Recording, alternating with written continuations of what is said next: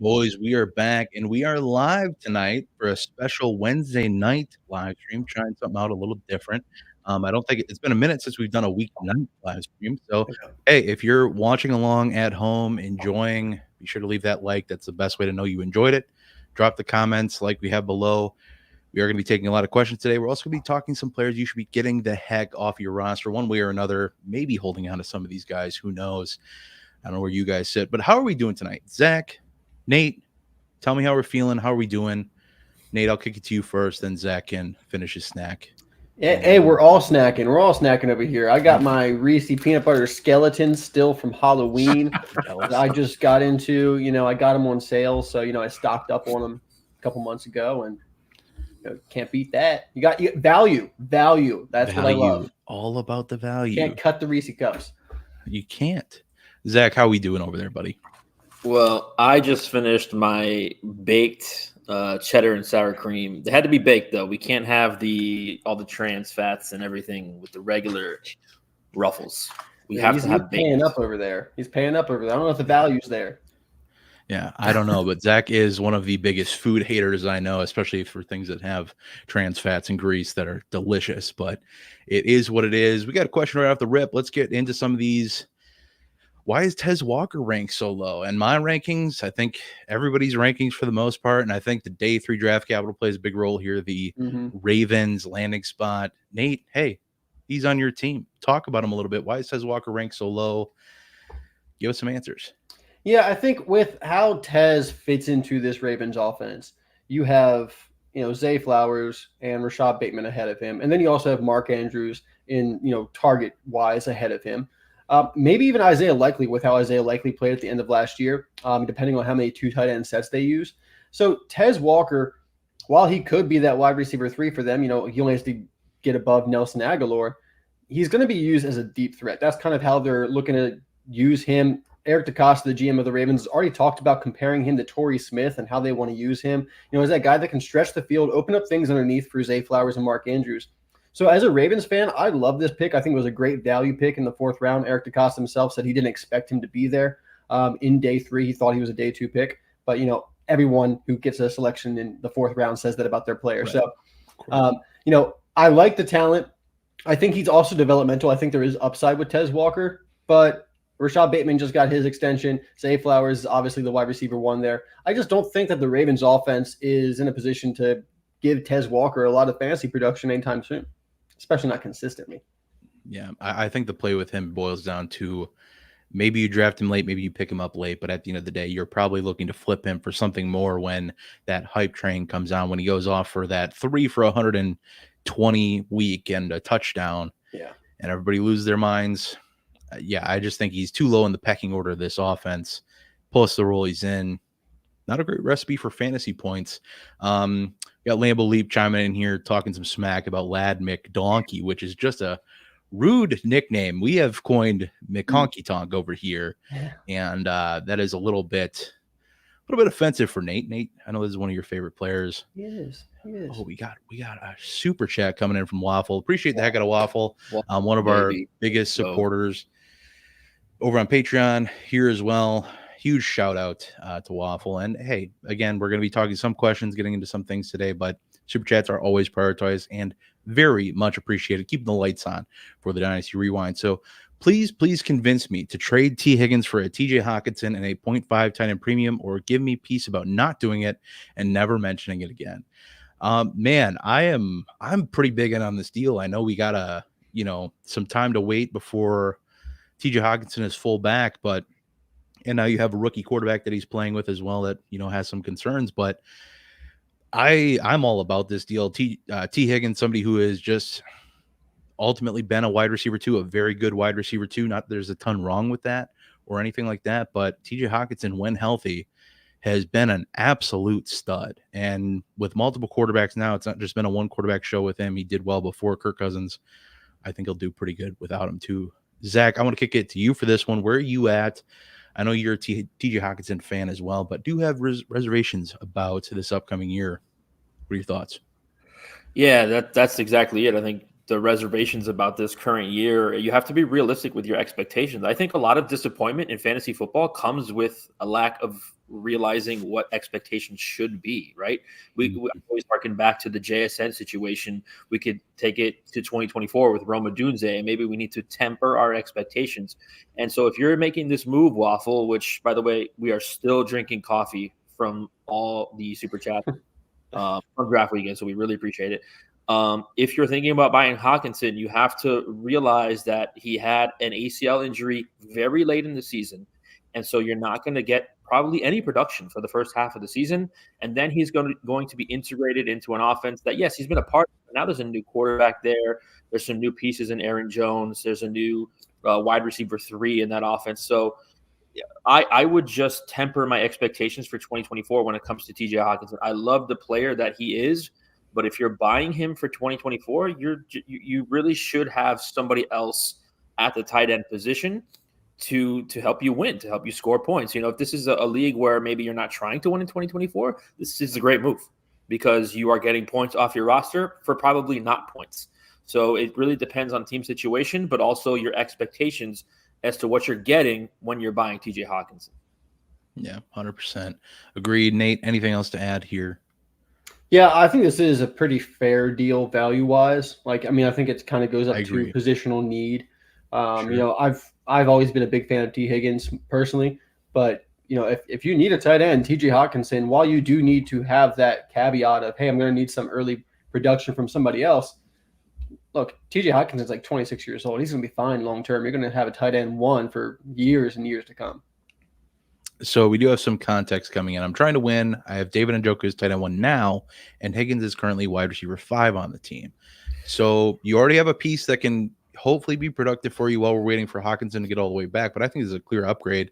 Higgins being wide receiver 5, it's pretty easy to replace, in my opinion, your wide receiver 5 on a team and maybe getting that top tier tight end 1 when healthy. I think I like the move 100%. Let me just add something here. I think that this is a move you can make almost at any point during the season. I don't know if you necessarily need to make this move now. And I'm a Hawkinson fan, right? Yeah. He's not going to be on. I'm not expecting him to play. I don't know how long that is. He's probably going to be on the pup to start the season, right? Yeah. Can you try and buy him then? Is it any cheaper then? I don't know the answer to that. I'm just saying this is a deal. I feel like you can do T. Higgins for TJ Hawkinson at any point. You don't have to do it now. And to me, what you're doing is if you're competing in that situation, you're taking points off your roster for a guy that's not going to score you any points in the short term. Sure. Fair enough. I think we will get rolling right into some keep trade cut scenarios. And we do have some line in place, I guess, for this. We are talking about, in general, 12-team leagues with 25 roster spots. Those are the most common things we get for roster reviews. If you guys want to pick up a roster review, if you're interested in having your roster reviewed by one of us or anybody else on the team, all the details are in the YouTube description box below. But I will get to that super chat that just came in 1 second. I just want to clarify 12 teams, 25 roster spots, super flex settings. Getting to this one here. Appreciate you, Gendez, whatever the pronunciation is. I apologize, but I appreciate the heck out of you.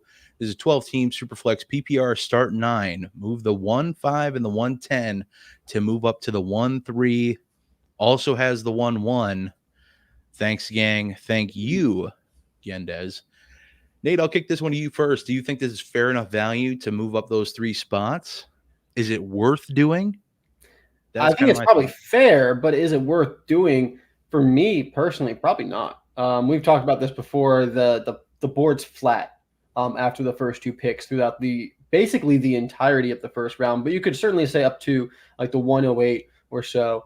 Are you moving up for Jaden Daniels? Well, you could just hit at 105 and pick up J.J. McCarthy or Drake May. I mean, at 105, you're still going to get a quarterback just if you were moving up for the 103 to get a quarterback. Now, if you're moving up to the 103 to make sure that you get Malik Neighbors or Roma Dunze, I don't mind that so much in that instance. But if you're looking for a quarterback, I think I'd rather wait on the value and see what comes to me at 105. And I think you still have a good chance of getting Malik Neighbors or Roma Dunze at 1.5. So, when you're looking at this from a tier-based, philosophy, it makes it a lot easier to sit at the 105. Well, if you're trying to get a specific player, then yeah, you want the 103 to get that player. But is that what's best for your team? Yeah. Zach, your thoughts? I don't think you need to do this move at all. I think what Nate said there is that you're kind of staying in the same tier. And I've had the 103 in a couple leagues where I took over orphans, or this is the first year of an orphan takeover where I'm now realizing the pick that I earned having a crap team. And I tried to trade back quite a bit. And I found it actually pretty hard to trade back even 2 or 3 spots because people realized it is the same tier. So when you're doing that, listen, I'll tell you, I straight up in one league, I think I moved back from 103 to 105, and I just picked up a 3rd round pick because that's the only offer that I got. Mm-hmm. So I really just don't think this is necessary. There's so much talent at the end of the 1st round, the beginning of the 2nd round, that to give up 2 pieces to move up for 1 when you're still in the same tier, to me, it's just not worth it. If it was a 3rd round pick, sure. If it was a late 2nd, maybe. But to give up 2 1st round picks to move up, this trade made sense in January. It makes no sense now, in my opinion, because you're losing 2 players almost in one tier for 1 player in the same tier as 105. So I would not do this move. I would keep 101. I'd maybe keep 105, or I'd even move back. I don't see the need to move up here for 103, in my opinion. I mean, you're set up really nice to have the 1-1, the 105, and the 110. I mean, that's great. Be happy with what you got and, reap the rewards. Yeah, I think my pivot to this thought, or this thought process in general, when you're willing to move 2 assets, try getting the best possible asset you can in return. And I think if you're going to go up to 1-3, that just, like you said, like we've hammered home, you're just staying the same tier. I'd knock on the door of the 102, see what you can do. Yeah. Who knows? If they're willing to move back that bit, maybe you have to add a little bit more. I don't know if you do. It depends how they feel about the 1-5 probably, or maybe try moving up from that 110 slot and try to get more into that top 8 or so. Cause I've been in drafts, just had one today where I'm sitting at the 109 and I'm just on the outside of still getting that really fun player at 109, unless somebody falls to me. So I have just something else to think about too. But either way, thank you so much, Gendez. Let's get into our first keep, trade, cut scenario. I'm kicking it to Nate first. You can talk your first one. A fallen hero, let's say, of rookie drafts gone. Go ahead and talk about him. One of your favorite players, like I said, of years past. Not anymore. He's done you dirty. But let's talk about it. Yeah, someone, I felt really targeted today on Twitter. I saw a tweet where someone was talking about how Treylon Burks had the same profile as Laviska Shenault, and that just hit me really hard. 2 players I loved coming out of college. Treylon Burks obviously has not been what we all hoped for. He's currently rostered in 90% of leagues. So you're probably wondering at this point, hey, they just signed Tyler Boyd, Calvin Ridley's there, DeAndre Hopkins. This is a very not great, but kind of looks good on paper wide receiver core. I think it probably sounds better than it actually will be. And, of course, you got Will Levis there. Burks is probably on his way out, let's be honest. The coaching staff has not talked very positively of him. And then Tyler Boyd signing now. I think the best scenario for Burks here is to be traded. And there's some rumors going around. We don't always see that actually happen, but the way they've talked about him, they don't really have any plans for Treylon Burks to be on that team moving forward. He's going into his 3rd year, so it's not like, he's coming on the end of his contract. He's still got some time on his rookie deal. I would like to not cut Treylon Burks. I would actually be somewhat interested in trading for him if I can maybe throw out like a late 25 3rd, a 4th round. It's not expensive to get Treylon Burks these days. I mean, I can probably move like the 403 during the draft for Treylon Burks. And I would like to do that because I like the upside that Burks still has. I know you're probably swinging and missing.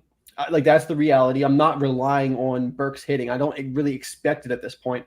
But I still like the dart throw for a player who has good draft capital, still had a pretty decent profile coming out of college. And it all depends on his usage, I think. So last year we saw him, once Will Levis got on the field, we saw him use deep more. And if you go to PFF, you look at him being targeted 20-plus yards down the field, it actually doesn't look too bad. He had about 5 yards per route run when he was used on those deep shots. So he hasn't been really good for the intermediate, hasn't been great for the short game. They don't really play him in the slot like I kind of were hoping they were going to do, move him to like a big slot position. So I don't know what the next team's going to do with Burks. Most likely he's not going to work out. But when you're trading like an early 4th way for him, you can have those same feelings about fourth rounders too. So I still like Burks. I still have some little bit of faith in him. I'm not going to go out there and trade an early third for Treylon Burks, but a 25 late third, a fourth, I'll take the shot. Oh, Bob's gone. It's Zach, just you and me. It's just you and me, Nate. Looks like I'm hosting now. Well, here's the thing. I agree with you, especially for the 403. Like you look at rookie drafts, the 403. That the name that pops up for me is like Brennan Rice, who's a 7th round draft pick. I'll take Treylon Burks over Brennan Rice. Like you said, it's a dart throw. I feel like it's not a super risky play when you're talking about a 4th round pick. So I agree. I'm not completely off the Treylon Burks. By the way, I was really excited when Brian Callahan was named the head coach, but they have, like you said, they have just seemed to continuously poo-poo on him. But yeah, for a 4th round pick, I mean, absolutely, I'd do that. I'm back, guys. I apologize. Internet, being a pain, but we do have a super chat from Lambo Leap, and I think this is a great time to bring this up. The concept of trading rookie players or rookie draft picks for proven players. Is this more viable or viable? Just thinking I might miss out on a stud, or is it all about the value? 100%. It always comes down to the value. And if you can move one of these rookie question marks for somebody who is established in the league, and this is why we always say something to have in your tool belt in drafts, trading out, trading down, possibly trading up in certain scenarios. 100%. It's something to keep in mind, but not something you have to do. It comes down to what pick can you get for X player, or what player can you get for X pick, I should say. And I think, if we did that with Treylon Burks, I think we'd be pretty happy with that now. But anything else to add to this point, Nate? Yeah, I think, it is all about value because, yeah, you might miss out on that stud, but also you're eliminating that risk of missing out on a player that is not going to hit at all. While I hate to use this example because I think that Rome Odunze is a very safe player, trading Rome Odunze right now for Nico Collins, Brandon Ayuk, something like that. Okay, if Rome Odunze hits, most in the 40 to 90% range of his hitting, it's probably going to be pretty similar to those players. Now, there's a chance that he surpasses those and he ends up being like a top 5 wide receiver, sure. But you're just going ahead and you're solidifying that player without having to even take the risk. So, it's hard because it's a little bit of emotional. We all love to have players on our team that we drafted, homegrown players, Yeah. This is the guy that I scouted and I found them. But at the end of the day, fantasy points don't care. They don't care how you acquired the player. You just got to have the best team. So, you got to take the emotion out of it. You got to look at the value. You got to be logical about it. And unfortunately, sometimes we got to take our feelings out, except for when we want to trade 4th round picks for Treylon Burks. Yeah, I would give you all of the Treylon Burks for 25 thirds, let's say. I don't know if I get as excited about early 4ths. Hey, we've seen some maybe we'll see.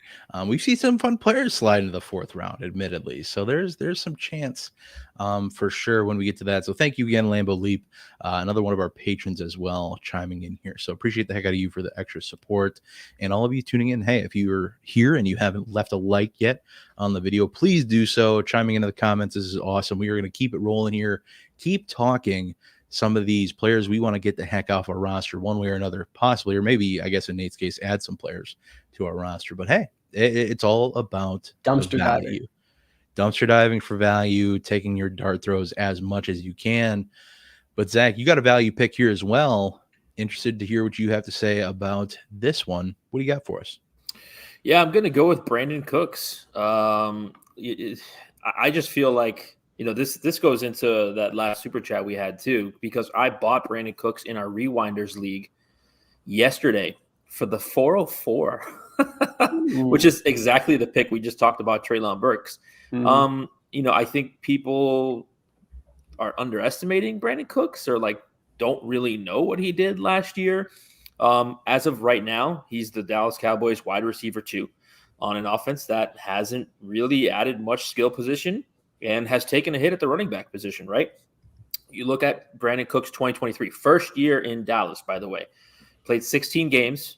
He averaged over 9 points a game, But, there was some ebbs and flows within that because 7 of his games he scored double-digit points. 7 of his games he was under 5 points. So it was like hit or miss. He even had a 20-point game in there. But really, you look at how the Dallas Cowboys season transpired, it was a slow start for them. And Dak Prescott really came on after about week 6. And you look at Brandon Cooks after that point, week 6, right? Week 6 onward, he was the wide receiver 22 overall and the wide receiver 28 in points per game with 11.2. So to me, he's a bye week, a flex fill-in, an injury fill-in, in a very good offense with opportunity, right? And you could even make the argument that he will be better his second year in the offense. Now, look, I know he's 30. He's going to be 31 this season. But for the 404, and look, I feel like that was a little bit cheap. I got it from, I think, Liam, who's watching. Thank you, Liam. But Liam had just taken over a team that needed to shed older players. And so I'm sure he was offering to everybody and nobody wanted. And I was on the board at 404 and he offered it to me. I said, steal, let's go. I looked on Keep Trade Cut and wide receiver 87. What are we doing? What are we doing? That a player that averaged 9 points a game last year is wide receiver 87. I had to refresh the page and make sure I clicked the right Cooks. It wasn't some practice squad player Cooks on another team. He is valued on Keep Trade Cut in the same tier as person I mentioned earlier, Brendan Rice. I keep picking on Brendan Rice because if his name was Brendan Smith, nobody would care. He's also valued in the same tier as Rondale Moore and also in the same tier as a mid-2026 third-round pick. I think buying Brandon Cooks at this value, especially if you're on a competing team, if you can get him at these kinds of prices, and you're looking at a 1-year snapshot, you have no idea what Brandon Cooks looks like in 2 years. But if I can get 8 or 9 points on a flex or an injury fill-in or a bye week fill-in, I can have him on my bench. And if I need to, I can start him once or twice. For the 404, I'll do that 10 out of 10 times. So for me, Brandon Cooks, somebody who was on this list who I thought, if I had Brandon Cooks on my team, I'd be keeping him. Yeah, I love the value here, Zach. It's a good buy. I think a lot of this is chalked up to the age where people are just, it's about time for Brandon Cooks to roll off a cliff. He keeps cooking, though. He's one of those wideouts that just keeps working.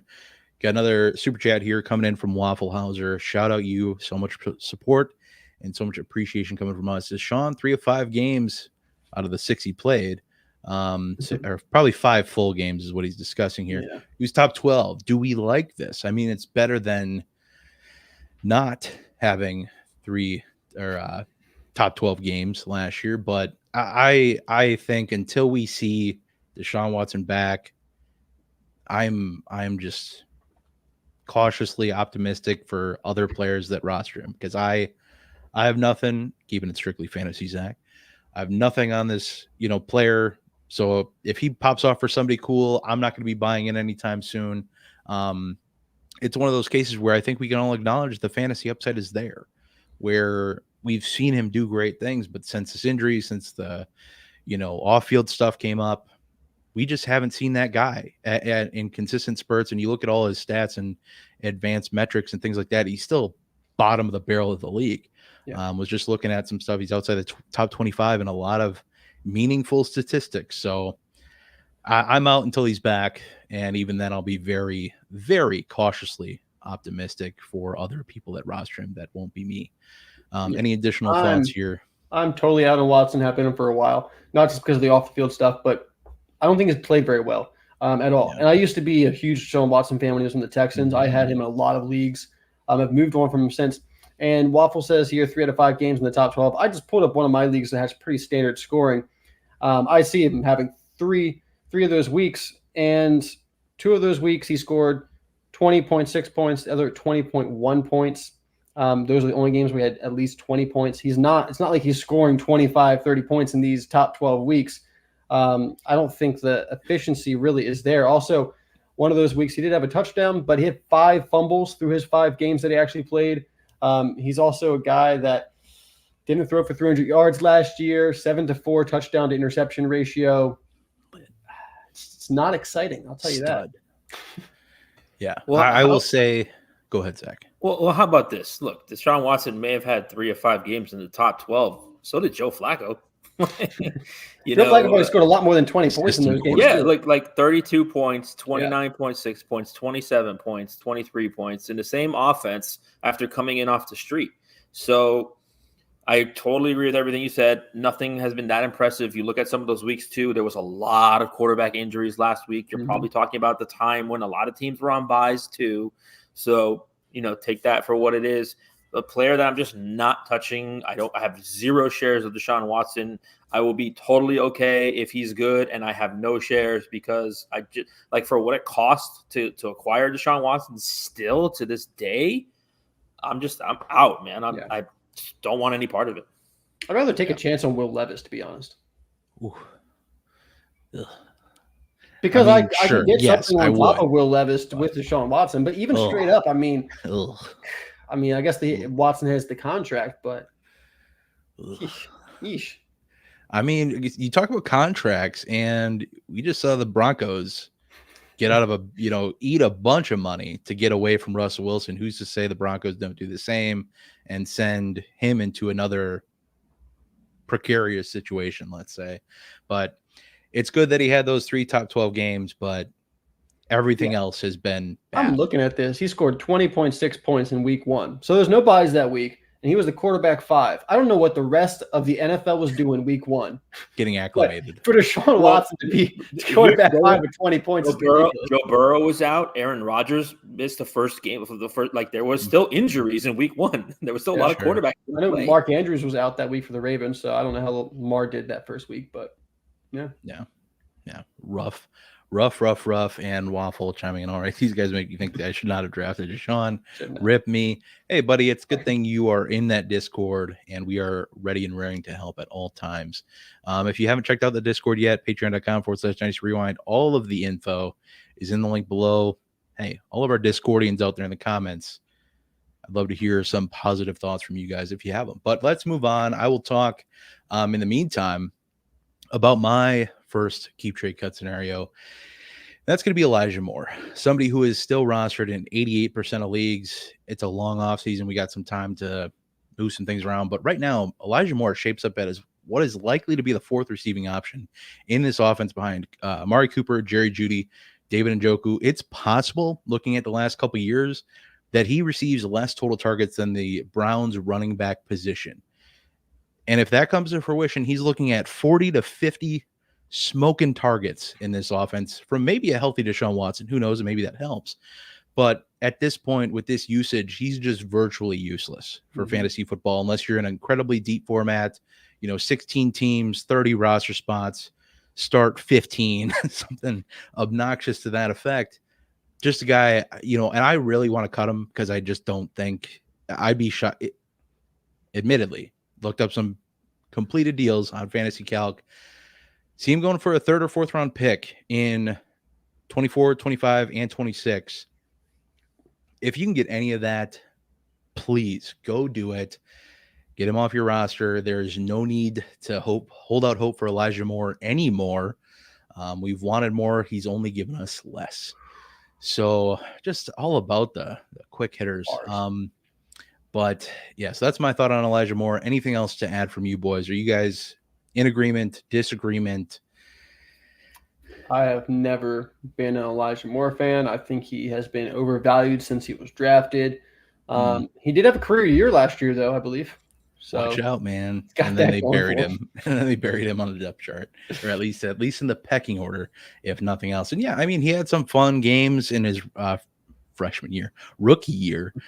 Incredible college production, by the way. One of the top producers in terms of college production. But I mean, it has just not come to fruition in the NFL.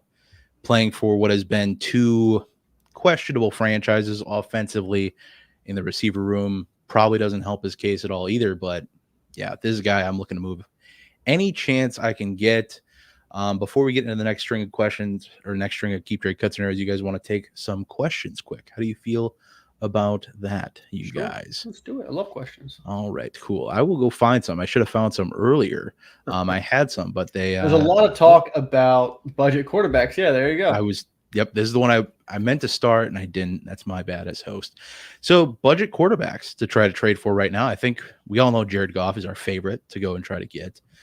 Anybody else out there right now? I think I just drafted one in our new C2C startup, but are there any other quarterbacks out there that we can think of? Do you guys have something, or do you want me to talk about that quarterback first? Talk about that one because I like that one as well.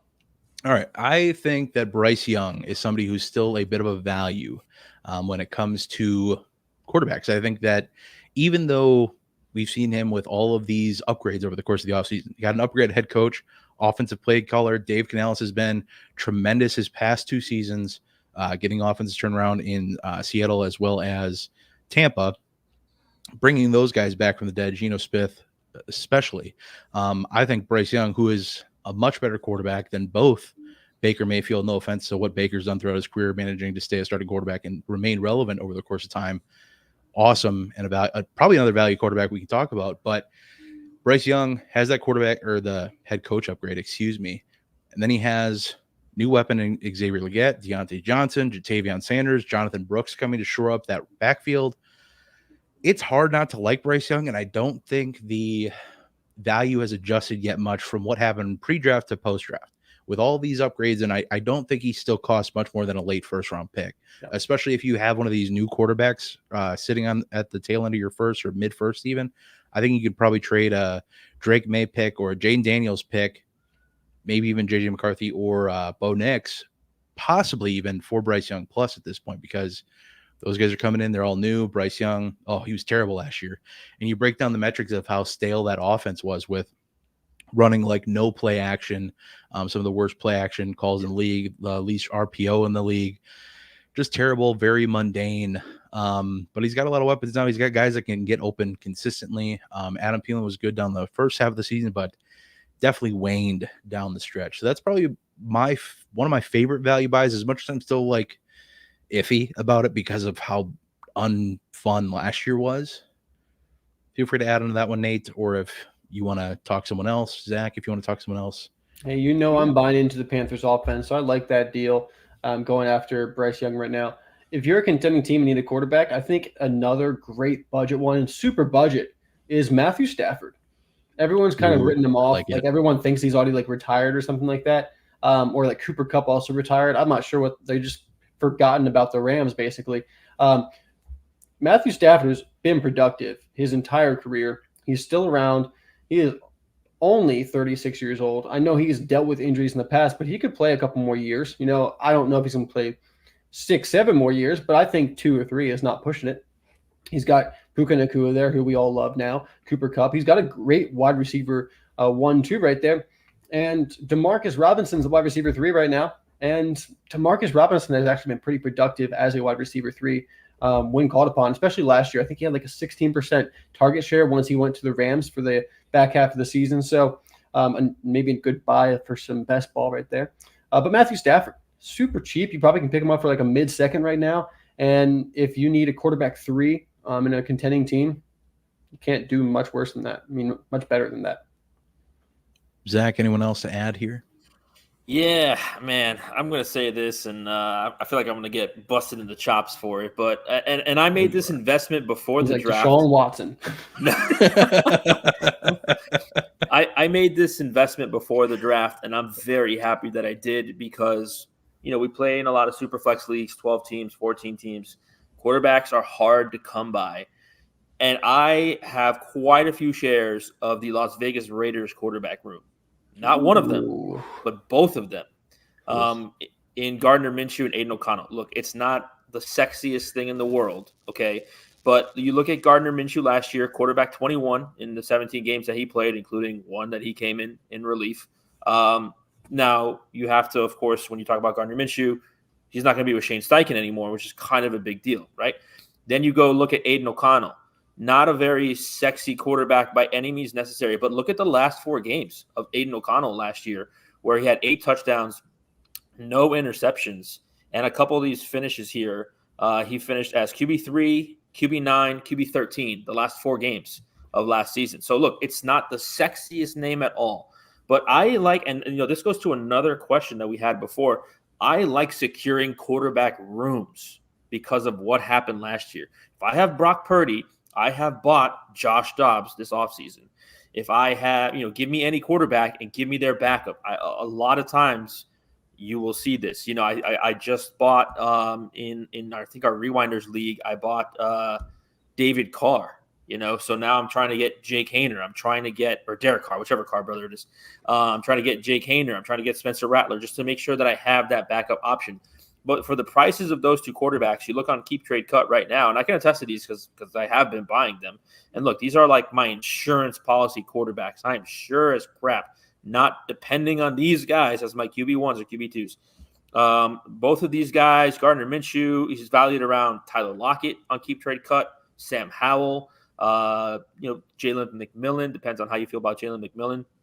And then Aiden O'Connell, he's valued around a 2025 early third-round pick, Chigo Okonkwo, and a late 2024 third-round pick. So, again, they're cheap. They're budget options, which is what the question is.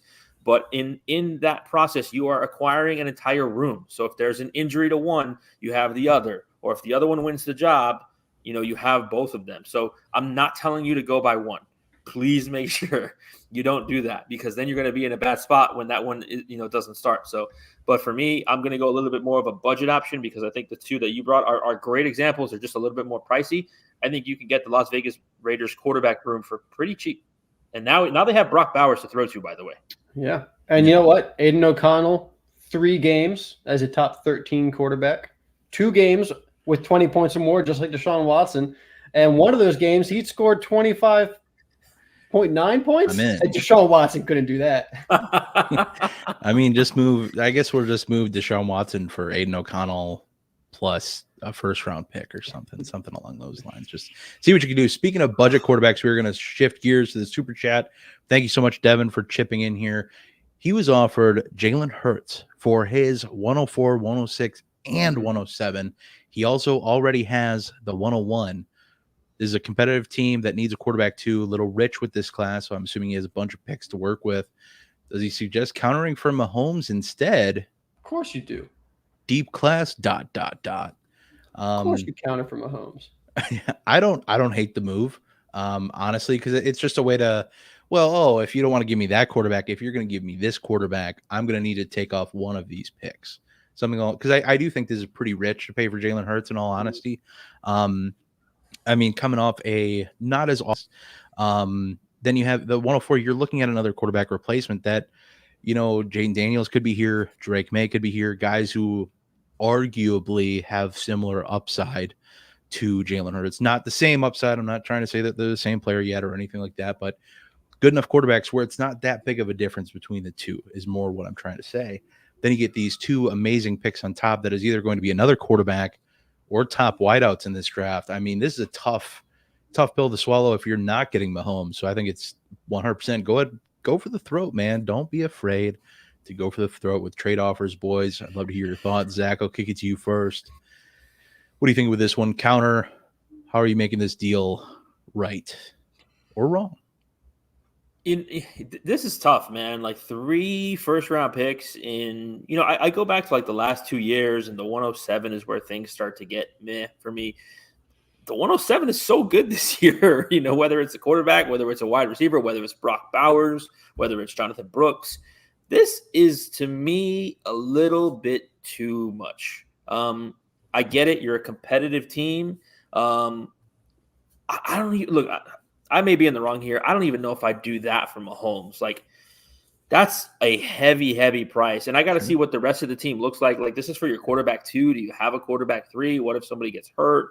Now you're going to be taking away from the depth of your team. It's all good to have a great starting lineup, but man, injuries will be a thing. And trying to, acquire depth via fab is rough. So to me, this is way too much. I would do 2 picks and maybe a player or a second-round pick, but like 3 top 7 picks in this draft with this class, to me, I can't do that. I can't get behind that. I think I agree with you, Zach. It's just you look at what it's going to do to your lineup versus what these 3 picks could do. Unless it's a start 8 type thing or something along those lines, where it's even then I don't feel great about it, because these three could very easily slot into a starting lineup in a competitive team pretty easily. So I think I'm with you. It's a little too much, a little too rich for me. Anything else to add, Nate? We got a couple more super chats coming in. Anything else to add on this point before we move along? No, I think you guys have pretty much explained our thought process with this. With all these picks being this year's firsts, a top quarterback like Mahomes, Josh Allen, maybe Jalen Hurts. I do have some questions now with Jason Kelce gone. That team looks a little bit different for the tush push. I don't want to move 3 first-round picks in the top 7 in 1 year. If one of those picks was a 25 first, I'd feel a lot better about it. But not 3 this year, especially not in the top 7. Yeah, I don't disagree. Let's do this one first because it'll be nice and quick. This is not Shea Deshaun or Watson again. No more. We will not utter his name for now. He will be he who should not be named, or maybe we just call him Big Bird again. We have another player that we call Big Bird around here. But what the heck do I do with Henry Ruggs, aka Henry Ruggs Jr., / Rashee Rice? I don't love that being up there, but we're going to talk about Rashee Rice. Oof. And I think so. We have the first thing, which obviously the car incident, 100%, he's going to get suspended for that. It sounds like they're expecting up to half the season. Fine. I would not put much weight into this most recent altercation yet, because it's already been very discredited that this seems more like it was a verbal altercation. There was no physical contact. That is checking up. Man, I forget what his Twitter account is, but the legal associate Drew Davenport. Drew Davenport. Shout out Drew Davenport on the show. Always in the know with these things, does so much research on all the legalities of things. And, somebody who has already said, like, I'm not putting much into this. He's kind of waited to see if more like real stuff comes out on it to put more into it. But right now, he's still a firm hold for me if you have him. If you don't have him, I think you're okay avoiding him unless you can buy him super cheap. But like we've seen some pretty cheap deals, like late seconds, early thirds plus for the guy. Totally do that. But I think we do see some sort of suspension with it, which isn't great. But hey, if you want to supplement some production, maybe just go buy Brandon Cooks like Zack suggested. So I think he's a firm hold for me at this point. And then some cut candidates coming in. Question from Liam here. Thank you so much for all the super chats coming in. Just wanted to shout out all you guys. What about Kareem Hunt? Nate, oddly enough, you had him on your sheet. I did. Spoiler alert. I took him off, actually, so now I still get to talk about him. Yeah, exactly. It's beautiful how that works. I guess I'm on the clock in a league. You are. You're in the C2C. Oh, who's on the board? I get to make a live pick. How exciting. But so Tyler Higbee, Kareem Hunt, cut candidates. I think Kareem Hunt is pretty much done for me. Like I'm pretty happy with that cut. Higbee, as devastating as that injury is, I mean, if there's something out there that's super shiny to you that is worth cutting him for, maybe. Can you cut Tyler Higbee for Davis Allen? Yes. Do that. Thank you, Nate. Oh, I'm all about it. Anything else for these guys? I'll look and see if I have a pick that I want to make here. Yeah, Kareem Hunt averaged 3.1 yards per attempt last year, caught 20 passes for 93 yards, turning 29 before the season starts. I think Kareem Hunt had a nice career, but I think that career is pretty much over at this point. Live pick, boys. All right. I'm up at the 5-1. I'm going to go ahead and I'm going to take TJ Hawkinson off the board because there are no more good tight ends left. And I'm going to see what happens. Full point premium too. So full point premium. So TJ Hawkinson, I still think it's a pretty nice value, but thanks to that injury dip discount there. So let's get back to the top of the order here. Nate, you're back up with some keep trade cut scenarios. Back in a 12-team, 25 roster spot league. What are you doing with your second pick here? Another inefficient running back. What do you got? Dalvin Cook, kind of in this maybe same category as Kareem Hunt. Dalvin Cook was on the Jets for a while last year, averaged 3.2 yards per attempt with the Jets at 15 receptions for 78 yards. And then he got cut, went to the Ravens, and appeared in one game against Houston, did not appear in the next game against the Chiefs. In the game against Houston, when they were kind of blowing him out and they put Dalvin Cook out there, he averaged 2.9 yards per attempt.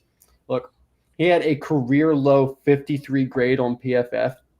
and last year it was 68. That's a pretty large gap there. That's when you see your running back kind of fall off the cliff. Dalvin Cook, who's currently rostered in 71% of leagues.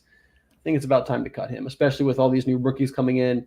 It's time to move on from Dalvin Cook. If there's anything significant that pops up with Dalvin Cook, you'll probably have the opportunity to pick him up. I don't think you're cutting him and someone's running to the waiver wire to go pick him back up. So you probably you probably can spend a couple bucks later if you really want to pick him up again. Maybe if somebody had like an extra 100 fab laying around, they might be interested. Who knows?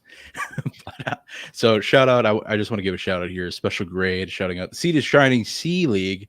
Nate, I love this league name. It's the C2C league that we just started out. My first C2C league. I finally knuckled under to Nate's will here, but I got the live pick in here going. TJ Hawkinson, one of my favorite players, one of my favorite tight ends, to say the least. So shout out, special grade. Appreciate you for chiming in here and showing support. So I 100% agree. Time to make a cut. Get Dalvin Cook the heck off your roster. Zach, I can only assume you're in agreement, but hey, it's time to get out your bread rolls here for some interesting players here. Somebody I've referred to having rather slippery hamstrings. What do you got, Zach? Yeah, man. Oh, Mr. Greg Dulcich. Dulcich. You had him on the list, and I'm like, I guess I got to do this, man, because I've had a problem letting go of Greg Dulcich, right? And there's nobody buying Greg Dulcich. Trust me, I've tried. There's nobody buying.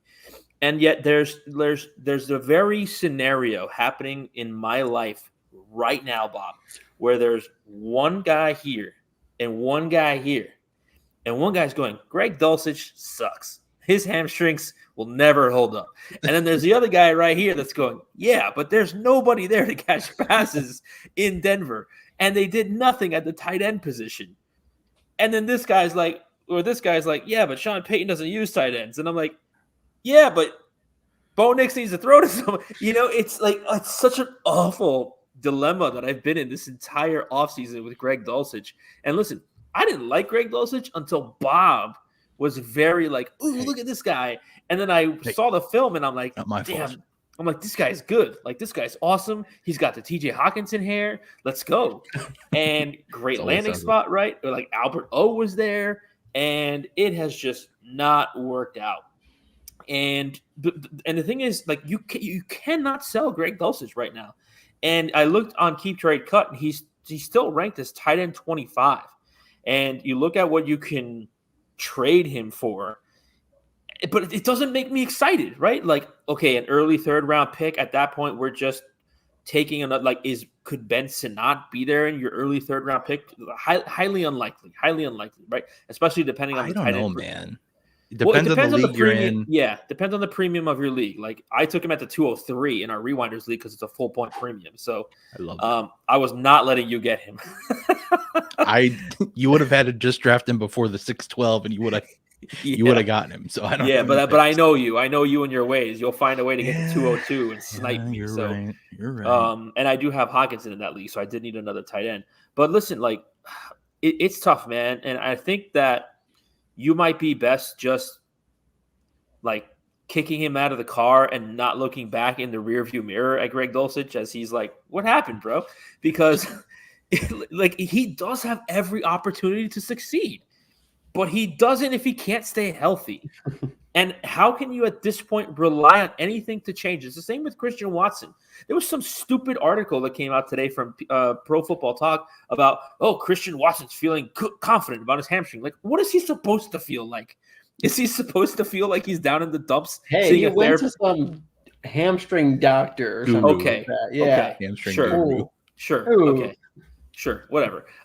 So this is like, I am emotionally invested in Greg Dulcich, as you can tell by the two guys on my shoulders. But I have to just move on and cut Greg Dulcich because I just can't rely on him to be healthy. And if he has that 1 week pop, let somebody else get excited, because until you see consistency from Dulcich, you can't depend on him, and you certainly cannot put him in your starting lineup. So at that point, he's just clogging your roster. Nate, you disagree. You got me so hyped up on Greg Dulcich again, and then you're just going to be like, oh, Cut him. Cut him. Cut the starting tight end on a team that has no receivers. Okay. Just if you have like 3 other tight ends, sure. But if he's like your tight end 3, I'd hold on to him. Yeah. For the upside. I think unless there's something very special and shiny out on the waiver wire, I'll probably hold to see how the season starts. Mm-hmm. But I do believe I've cut him in one of my leagues. It wasn't a tight end premium. I was pretty loaded at tight end anyway. So, and tight ends aren't valued in that league in general. People just leave players out on the waivers. So whatever, it is what it is. But we got a question here to get to real quick. Devonta Smith or Rashee Rice? I'm assuming Rashee Rice and not Brendan Rice. Plus a 25. Either way, the answer is Devonta Smith. I agree. I would do this deal unless that pick looks super early. I think I pretty heavily lean Devonta Smith. You're getting a nice, wide receiver, a very high end wide receiver 2 at this cost. You're putting him into a flex slot. You don't even have to use him as your wide receiver 2. And when you get to compete Devonta Smith against other flex plays every week, he's going to do pretty darn good in that slot for you at this cost to acquire, in my opinion. Zach, any disagreements on this one? Are you in on this deal? Good. No, yeah, this is definitely a deal where you take Devonta Smith, and if this is Rashee Rice, I'm getting off. I know you talked about him earlier. I don't want the risk. I don't want the risk. Whether or not there's smoke with this new story, it just seems to be, and stuff started to come out after the car accident about how there were some concerns about him coming out of college. Right. I don't want to be invested in this. I don't want to take on the responsibility of if he completely vanishes off the fantasy radar and you're left holding that bag. I don't want to be that. Yeah, I hear you, Zach. I am glad to hear that you're getting off over there. I guess you and your wording, we had one of those moments on the on our recording last week too, but it's okay. It's all fun and good.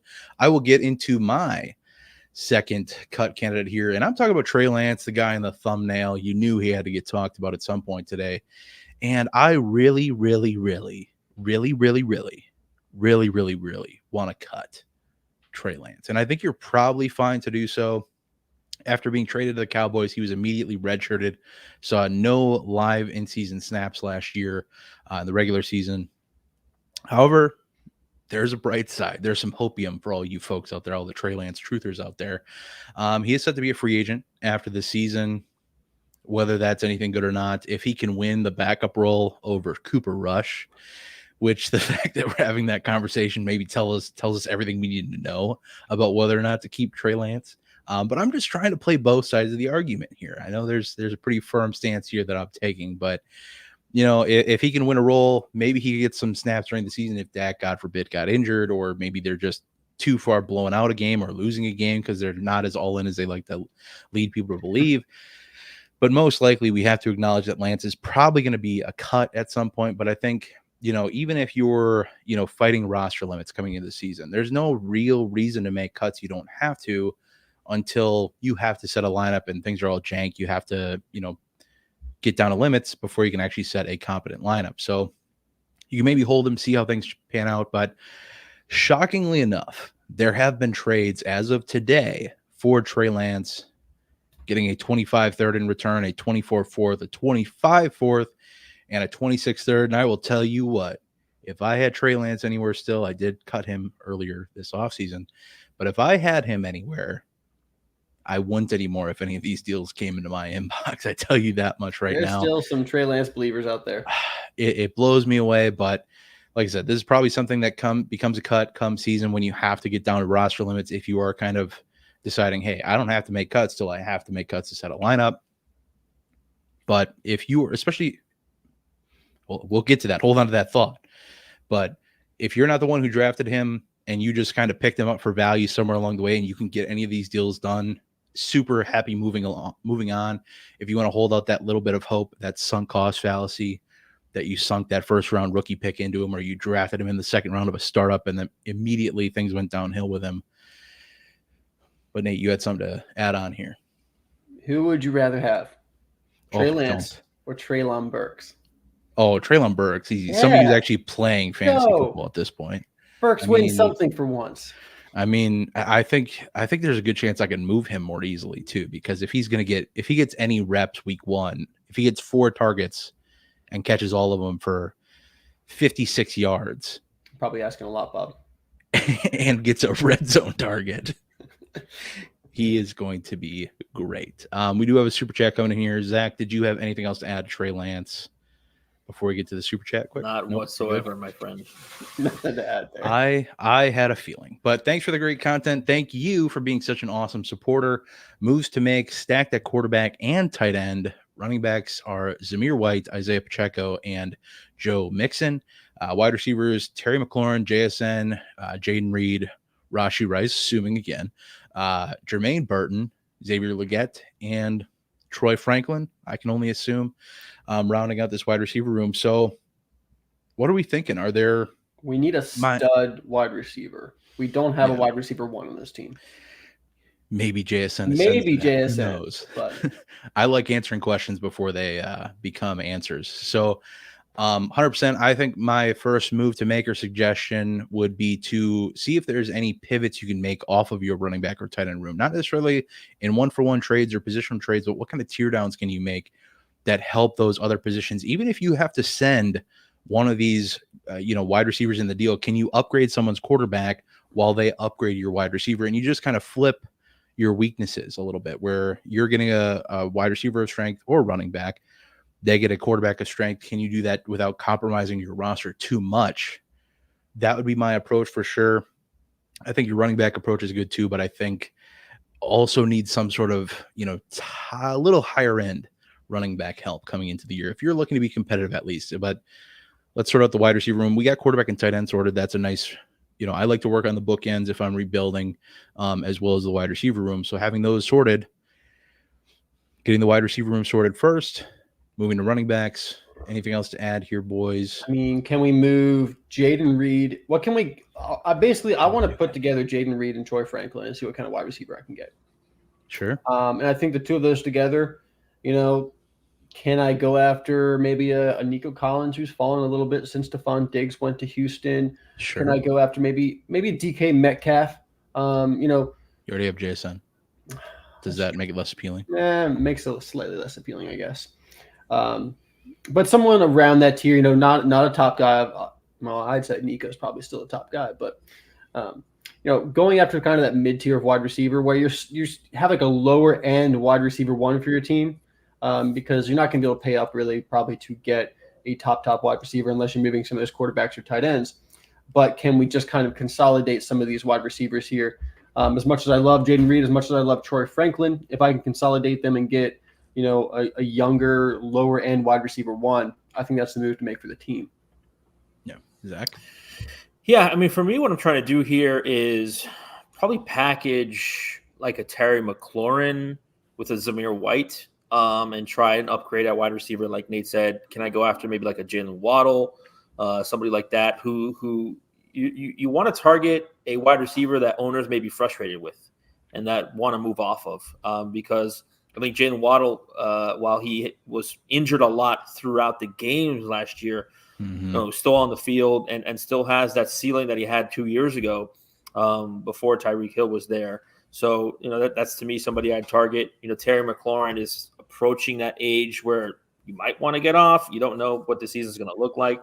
And then, look, I love Zamir White, but if you can use him to God, you guys are going to kill me on this.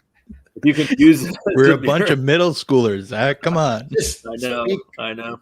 If you can use Zamir White to upgrade at wide receiver, go ahead. Zamir White's going to get a bulk of the running back work, but Zamir White's not a pass catcher, so he's not that well-rounded running back that you really want in your running back room. So I'm trying to upgrade, just like Nate said, a wide receiver and trying to package one of these wide receivers. And to me, I don't want to touch my quarterback room if my quarterback room is good.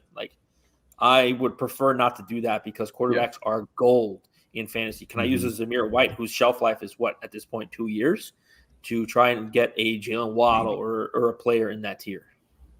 Yeah, 100%. I like that. And hey, if you want anybody out there watching, if you want help with your rosters, check out the description box below, get in that Discord, get 24/7 advice from any of us, everybody else in the Discord, 200 plus people working to help your team at any times. And always, anytime, check out the payhip.com/Dynasty Rewind, get a roster review option as well for even more in-depth analysis on how to fix your team. Matt English chiming in here, one of our new subscribers. Have had some interactions with him in the past, and he's been pleasant to deal with despite disagreeing on things. Love the programs and interactions, even when I disagree, as you noted. Where do you put guys like Kendre Miller or Chase Brown? Nate, you just had a video drop today where you discussed Chase Brown and how you're a little interested in that backfield. Zach, I know you like Kendre Miller. So, boys, what about an either or between these two? How do we rank these guys together, and what are our expectations possibly for these guys going forward? So I'm pretty in on Chase Brown regarding his current value, his accessibility as like a late second, early third. I think that's a great value to pick a running back who could be the number one in a backfield of an offense that's pretty good. I think that's a deal. I think Kendre Miller, we were kind of hoping that the Saints would move on from Kamara and then Kendre Miller would be there, but he's still there. I think Miller's still going to do well. It's just maybe not – I don't know if he has the ceiling this year that Chase Brown possibly has. It's a lot less competition when you're just facing off against Zach Moss, who isn't a scrub himself, but I mention this all the time. The Bengals coaching staff has said they brought in Zach Moss to complement Chase Brown. We were big fans of Chase Brown, his tape coming out of college. While I didn't necessarily have him pegged to be, a workhorse running back out of a backfield, I like this 1-2 punch they have with Zach Moss and Chase Brown. And I think Chase Brown, probably being the more receiving back, could be pretty productive for fantasy and probably finish as like a running back 3 and be a pretty consistent flex starter, if not someone you put into your RB2 slot on sometimes. Zach, your thoughts on Kendre Miller or Chase Brown? Feel free to touch on either. Yeah, I think, the hierarchy that Nate has there is probably what it actually is for now. Again, it's about it managing expectations. I agree. I think the expectation was that Alvin Kamara would not be there this year. The Saints just continue to do what the Saints do, which is just kick the can down the road in terms of the salary cap and whatnot. And look, you look at Alvin Kamara's last 3 years rushing the ball, purely rushing. He's well below 4 yards per carry total the last 3 years. Last year himself, I think he was at 3.86 yards per carry. And Kendre Miller, you saw that Week 18 game. Like, that was exciting. 13 carries, 73 yards, a touchdown, a catch for 6 yards. And that touchdown was incredible, by the way. I don't know if you remember that Kendre Miller touchdown where he gets the ball and there's like 3 guys in the backfield and he somehow manages to score, reaching the ball. It was an incredible touchdown. It displayed what Kendre Miller can do. I think, though, that you still have to temper expectations as to what you're going to get out of Kendre Miller. And I do think that you are going to see him be a part of the offense this year, maybe take some work away from Alvin Kamara, specifically in the rushing game. But unfortunately, Jamal Williams is still there. Alvin Kamara is still there. And when hopefully Kendre Miller doesn't battle those injuries like he did last year. So agree with Nate here. I think Chase Brown is the way to go this year. I've been a big Chase Brown fan since the rookie draft last year. You could get him. You could see the opportunity that was there with Mixon, being a little bit older, and they're probably not going to retain him. Cincinnati does not like to pay anybody. Ask T. Higgins or Trey Hendrickson. But right now it has to be Chase Brown over Kendre Miller, as much as I love the two. But you just have to manage your expectations for them. I am fully expecting Chase Brown to be the more primary ball carrier, but am I expecting him to be an RB1? No, I'm probably more so in the mid to late RB2, like RB 15 to 20, I would say, for Chase Brown. So again, it's to me, when you come to these players that you don't know specifically what you're getting, it's about managing your expectations for their fantasy production.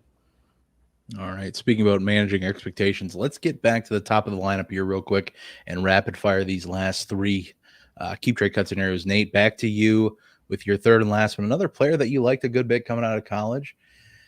What do you got for us with this cut here? Yeah, and real quick before we get to that, I do want to answer Waffle's question here because he is so supportive. I like Higgins for Andrews better than Higgins for TJ Hawkinson. Absolutely.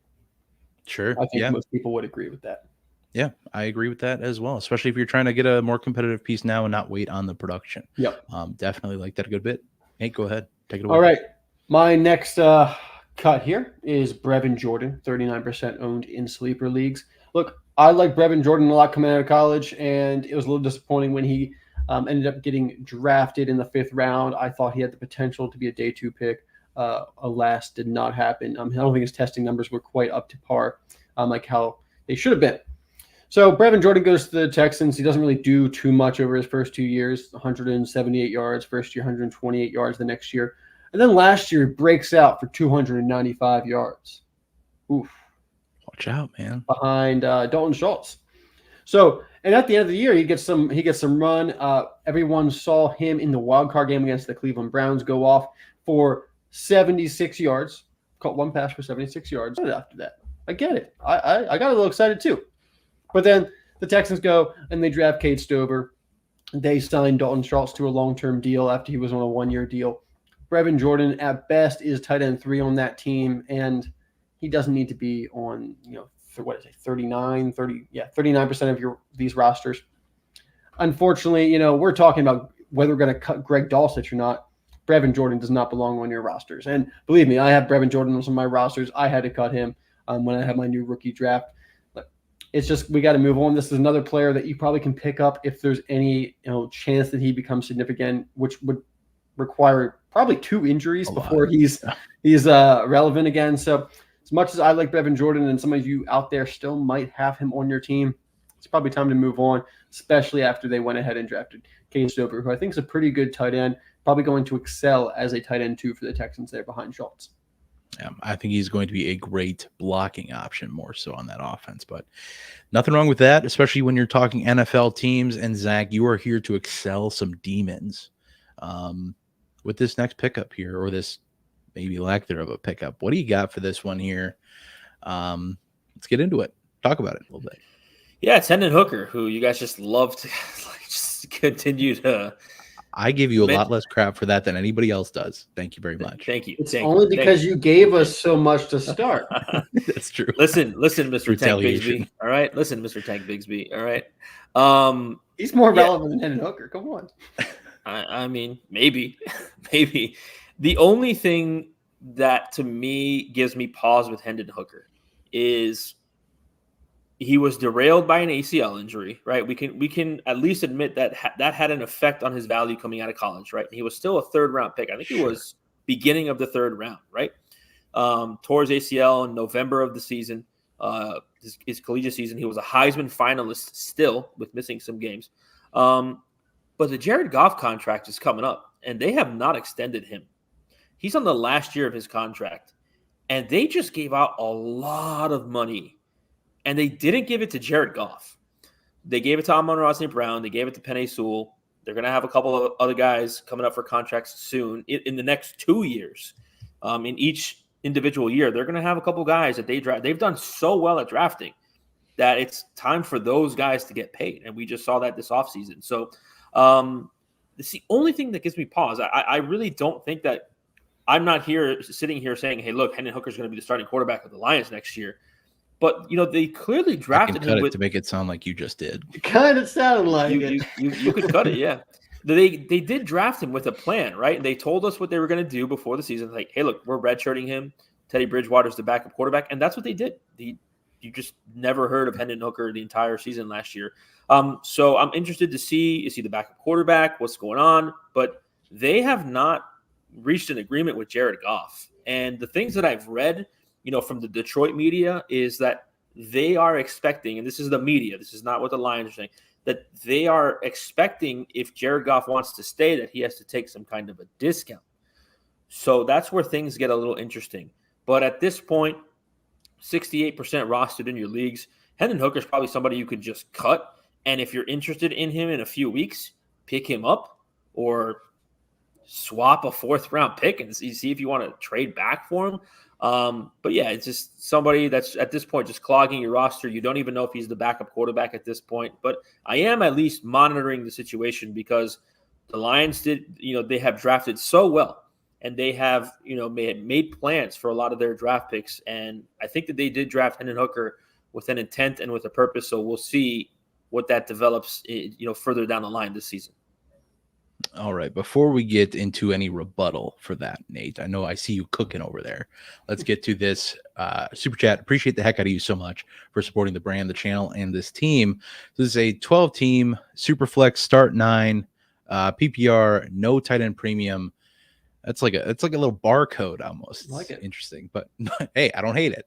Are you guys spending your only 2025 pick, a late second round pick on Stephon Diggs? Currently has Lamar Jackson, JJ McCarthy, Matthew Stafford, Trey Lance, maybe not for long. Bijan Robinson, Nick Chubb, Aaron Jones, Raheem Mostert, Benson, Jamar Chase, Deebo Samuel, Brandon Ayuk, Ricky Pearsall, Roman Wilson, Mark Andrews, Jatavion Sanders. It's hard sometimes with those names not in there. I tell you what, those first names not in there, the full name not in there, sometimes really trips me up. I apologize out there, but what are we doing? Are we spending this only pick that we have? I am not personally. I don't want to because I want to keep a little gas in the tank for the season. And, one of the things I talked about in a video I just dropped yesterday, I have a really hard time going to off seasons with no draft capital. And if you're going into a regular season with no draft capital, it's, exponentially more likely that you're going to have no draft capital going into the season. I'd rather kind of wait and see, pocket the pick, but maybe move one of these rookies. If you want a proven commodity, maybe move one of the rookies instead, being Ricky Pearsall, Roman Wilson. Maybe move one of them for maybe you're not getting Stephon Diggs at that point. Maybe you are. Maybe you're getting Stephon Diggs a little plus if he was willing to take a 25 late second. Something to think about. Nate, I'll kick it to you first. What are your thoughts on this one? A late second round pick next year for Stephon Diggs, I think that's good value. This is obviously a contending team. I like it. You put Stephon Diggs as your flex play here, and you're pretty happy. But Bob, I like what you say. Do you have to move the second round pick for Diggs? Can we go about this a different way? And we see that he has Deebo and Ayuk. Sure. I'm usually someone that doesn't love having two players on the same team. It just kind of maybe limits your ceiling a little bit safer maybe, but 3 with Ricky. That's true. Jerry might be a 49ers fan over here. He's also got Trey Lance, so probably. I would look to maybe move off of one of those wide receivers and see if I can go get Diggs. You just drafted Ricky, so you probably don't want to move him, but can you move Deebo for Diggs plus? Can you move Deebo for Diggs in the second round pick? Then you have 2 second round picks next year. Exactly. And you start to refill your 2025 draft capital. I think moving Deebo for Diggs, it's kind of a lateral move there. And if you can get a second on top, I would like that. A little younger too, I think. Could be wrong there. They might be the same age now. Probably about the same age. Deebo might be like a year or two younger. Just scratch that point. Zach, what are your thoughts on this one?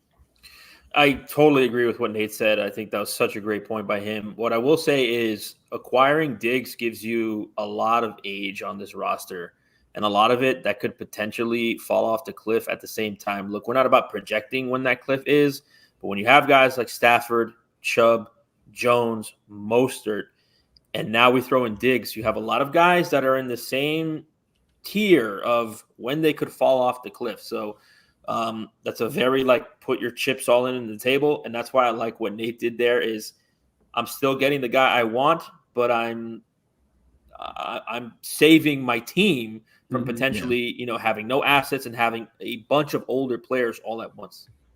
Yeah. As much as I like the value, that's the big hiccup for me. And I like finding another way to get there. It's all about, finding the bridge from A to B. And I think that's a good way to do it. Finding another piece to move off. We do have some depth, I'll say, in the running back room too, running back room in this team that I think we could possibly move off of too, maybe like a Raheem Mostert type deal, something along those lines. But either which way, I like it a good bit. We got to get some comedy out of the way first. Puff pass kick with Hendon Lady of the Night. Guys, come on, keep it classy. And then Waffle Hauser chiming in again. Appreciate the heck out of you, buddy. Hooker, I hardly know her. And then our boy Tom Sobieski. Shout out. I know how to pronounce the name. We've had a whole discussion about it. So made 2 trades today, got Barkley and 2 25 fourths for, I'm assuming, Roshan Johnson, Tank Dell, and a 25 second, and then traded for JT, Jonathan Taylor, I'm assuming, 27 second, third, and fourth, and gave up Cade Stover, JT Sanders, Devon Achane, and my 25 first. Did I pay too much for these deals or just enough? Let's talk about the first deal first. Got Saquon Barkley and 2 massive 4th-round picks for Roshan Johnson, Tank Dell, and a 25-second. I'm pretty big in on this deal personally. A little bit of a pick downgrade, but moving off Tank Dell, giving you that, clear-cut running back one. Big fan of that deal. Roshan Johnson, just kind of a handcuff at this point, in my opinion. So I like that deal a ton. Anything else to add on that first one before we get into that second one? There's a little bit more to dive into, I think. I like that pick, and you can see the next comment here. He said RB was his missing piece. He needed that running back. So, going and getting Barkley, I don't think this is an overpay for Barkley. I think this is pretty fair. Yeah. And getting that missing piece for your contending team. And look, he just drafted a bunch of wide receivers who are really good and a tight end. So I like, before we get too far into the next deal, I like, this next one, maybe you did pay up a bit more for Jonathan Taylor, but you have now solidified 2 running backs that should have RB1 seasons, have potential for the RB1 overall seasons. This is great moves for a contending team to when you want to go all in. And obviously you still have all the youth that you just drafted this year. Yeah. Don't hate it one bit. I do have kind of concerns with going after 27 picks, getting 2, 3, and 4, as much as like, hey, I like having that in the deal. You get almost a full slot of draft picks 3 years away from now, unfortunately. Yeah. And you only had to give up Cade Stover. JT Sanders kind of sucks to avoid Devon Achane and that 25 first. It's definitely it feels a little expensive, especially with how I feel some circles value Devon Achane, but I don't think it's terrible. If these were 25 picks, you would say this is a great deal. 100%. Yeah, I think I'd be much more in on it, but having to wait on cashing those in, I'm not as much of a fan of, but you kept some value somewhere. And that's, better than not getting any picks at all. So I'll take that for what it is. So good deals, Tom Sobieski. And honestly, I think you got away with a pretty darn good deal with a Barkley deal. So maybe just assume some value from that, transferred over to this one. And that's somehow how that works. So not that it actually is. With that said, I'll get into my last cut, burn through it real quick. John Mechie. As much as I was a big fan of the prospect coming out, we can all acknowledge too, he has a great excuse. One of the better excuses I think most players have, having, cancer, leukemia, not fun. And a torn ACL.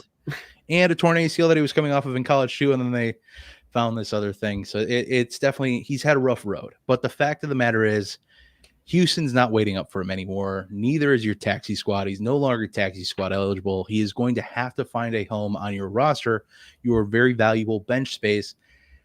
And he's not a starter on the Texans anymore. So I don't know how you can justifiably save a spot for him on rosters at this point, because like I said, you need an injury for him to get on the field. He's a second stringer at this point. I'm just not about it. Not much for trades on Fantasy Calc either. If you're trading, your best bet is to use him as a hopeful to upgrade a late round pick. Like trade him in the 408 to get to the 406 kind of a thing to get a tight end you just like that much better. But honestly, more than likely a cut. At some point this offseason, I've already had to cut him as well. So this is another guy I've had to make the cut of as well. With that said, we do have another super chat coming in from Colin here. Shout out, Colin. Appreciate the heck out of you for the support. We are in a 1 QB 12-man league. Do I package picks for a top running back or hope that Jonathan Brooks falls and is – I'm sorry. Picks 101, 108, 110, 111, 2-1, and 210. Wide receivers are Jamar Chase, Jordan Addison, Jacoby Myers, and soon-to-be Marvin Harrison. Running backs are Mixon, Khalil Herbert, Jerome Ford, and Tyler Algier. Yikes. That is a rough room. I think at a one quarterback, you're not getting Jonathan Brooks at 108. I think you have to trade up. You have to trade up or hope that you can get something decent for a trade out. I think if you paired that 108 and that 210, you might get yourself into a nice little spot, though. You might get yourself in a range. I think you probably need to be in that 105, 106 range for Jonathan Brooks, or, even Trey Benson. I don't think it would be an upgrade over what you have at the running back position currently. So thoughts on this one, guys? Other running backs maybe we could trade for, or what we do to trade up? I would much rather use my picks to trade for running backs, especially in this draft. We talk about it all the time. Sometimes the best move you can make is not actually using the pick to draft a player, especially in this draft when you need a running back going out. And, sure, I would love to package, the 108 and the 110 to go after Travis Etienne or Jonathan Taylor, but that's probably not going to happen. So can we use these later first to go after guys like Rachaad White, DeAndre Swift, James Cook? Those are the guys I want to go after. They're a little bit more accessible. They're still going to be productive. I think it looks like we probably have a rather competitive team. So I don't have to worry about I need a young running back. No, just give me a running back that I know I can use for the next 1 or 2 years. That's going to be enough for me, especially with these late first. At that point anyway, we're missing out on all the top wide receivers that we love. We're missing out on Brock Bowers. We're missing out on Brooks. Like I said, I want to go after the DeAndre Swift, the Rachaad White, the James Cook, Derrick Henry even. He's been a buy for me, especially like in one quarterback leagues. I think he's going to be very productive this year. He's old, but he's in the perfect situation to continue to produce. Yeah. Zach? I think that you could pull off both here. I actually had in a one quarterback league, James Cook today traded for the 201 and 305. What I think you could do here is you could package 108 and 110, ask for 105 and 205. That gives you Jonathan Brooks. With 111, you can buy James Cook. And now you got 205, which can get you Bob's buddy, Marshawn Lloyd, in the middle of the second round. So I think you get fun buddies. I think you get the best of both worlds there. You get your Jonathan Brooks, you get your Marshawn Lloyd, and you get your James Cook. Your running back room is looking pretty good. Looking really good after that. Yeah. And you get that Marv edition with that 101 too. That's a nice little, complement of picks and a nice way to, play around with your draft board. And like you said, Nate, it's not always the best move to draft the rookie. Sometimes you need to look outside of the board to make the best possible additions to your team. But that is, questions wise, I don't see a ton kicking around in here, but anything else to add with keep, trade, cut scenarios? I think one thing we can all add is that with these, if they're tech squad eligible or not, plays a pretty big deal with if these guys are worth rostering. Because if they're not really taking up space on your, they're on an inactive part of your roster anyway, where they're just not being utilized, I think they're definitely worth a cut. But if they're able to be in that spot where they're not hurting anyone, not taking up valuable roster space, fine. If you really like the guy, fine. And don't make cuts you don't have to. If there's not anybody out there on the waiver wire, don't just cut John Mechie for the sake of it and make him feel bad. But, if there's pieces out there, if you're in a, there's plenty of, with these roster reviews we do, details again in the YouTube description box below. With these roster reviews, there's a ton of leagues that only have 3-round drafts. If you were in a 3-round draft or 4-round draft, 10-team league, you only pick 40 rookies, whatever the case is.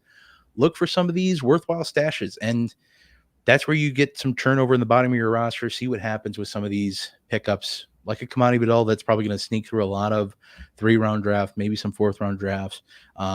Ray Davis, who knows, could be kicking around. Some people are just hating on some of these rookies coming out. Yeah. So there are definitely some ways to, play this that isn't necessarily just, hey, just cut everybody that isn't any good. Hey, see what value you can get making some trades. Anything else to add before we get the heck on out of here, boys? Yeah, one last thing is when you cut a player, it doesn't mean that they're gone forever. You can still probably pick them up off waivers. Someone else picks them up. You still have the opportunity to go pick them up probably for cheap if you start to believe in them again. Yeah. You mean their feelings won't be hurt and they won't be distant to you and not let you pick them up again? Hopefully not. No. Zach, anything else to add? Yeah, that's a great point, Nate. I totally agree with that. And the other thing about it too is like, hey, look, you want to be flexible in the offseason. You're going to get a lot of that training camp news. We kind of just talked about that with the day 3 running backs. You want to be as flexible as possible to be able to add players. You don't want to be in this position, in August and September where you're hearing all this hype news about different players, including the players that you've been thinking about cutting. Sometimes it's just better to move on. We had that conversation about Greg Dulcich. For me, emotionally, it's time to move on. Like, I've been too plugged into the Greg Dulcich news. Oh, is he playing? Oh, it's time to move on. Let's give somebody else an opportunity on this roster. Just drop them like a bad habit, Zach. That's all you got to do. But I just want to say, get your butter hamstrings out of my face. There you go. Get some butter rolls, get some snacks for the next live stream. Hey, maybe we'll do this again sometime soon. I know Zach will be delighted to do so. And hey, we're delighted to have you guys along for the show. Thank you guys so much for showing your support. Leaving a like on the video, all the videos we post, chiming in the comments as well. If you want to look for other ways to support the team, check out the YouTube description box for ways to do so. There are so many ways for any level of commitment you want to make, free commitments, paid commitments, whatever the case is. We appreciate all the support you give us, all the times you tune into us every morning, whenever you watch us, any time of day. But with that said, we are going to get the heck on out of here. We will see you in the next one. But until then, I hope that y'all have a good one.